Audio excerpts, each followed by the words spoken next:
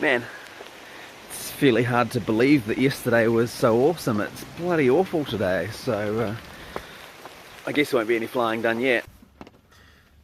So I had a couple of thoughts that I really wanted to get out after making my last video edit. Firstly, Runcam split. Mostly sold on it, I have to say. Like, the video quality isn't as good as a GoPro, but then I don't have a GoPro strapped to the top of my quad, so like that seems like a no-brainer. I'm not going to trash my $300 camera.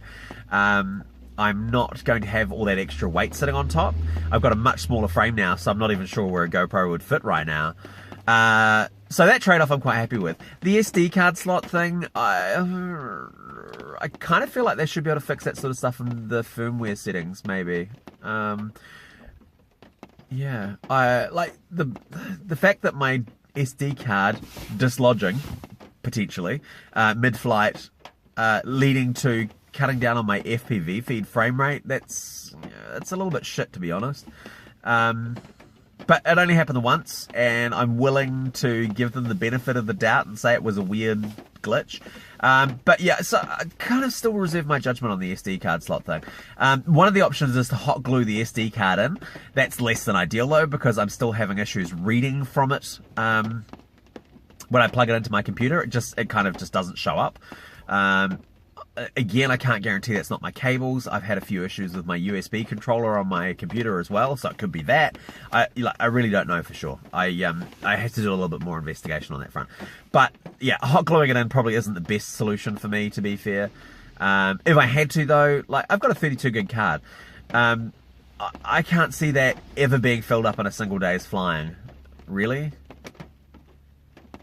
I've only got a few lipos, so I'm never going to fly for more than like 10 minutes flight time, so it's kind of a non-issue for me. The 32 gig card is absolutely fine. So yeah, all in all, Runcam split, I'm giving it around like an 8 out of 10. The SD card slot thing probably is, yeah, bringing that rating down just a little bit. So the other thing I wanted to talk about briefly was video editing. So I've been using Adobe Premiere Pro for the last little while. I have access to it through a work account. I've got a Creative Cloud subscription for work. So I've been able to do all my video editing on my work machine, which has been quite cool. It does mean one of two things though. Either I have to edit it in my own time at work, which means I'm either using my lunch break or my after work time, which means I'm sitting on my computer a whole lot longer at work, which I don't really want to do. You need to have that break away. Yeah, you also need to get home for quality family time. So the idea of editing at home is way more appealing. So I've been able to remote into my work computer to edit my videos remotely. Which has worked reasonably well, but with the latency between my work computer and my home computer across the interwebs means that the frame rate can be a little bit low, and I'm never really too sure exactly what the video is going to look like until it's on YouTube, which is probably a little too late. So I really needed a solution for at-home editing that wasn't going to cost me a fortune. So yeah, I've installed Ubuntu Linux on my desktop at home. It's something that I'd done anyway because I really wanted to, because I've got some dev stuff that I'm working on that just simply doesn't work under Windows.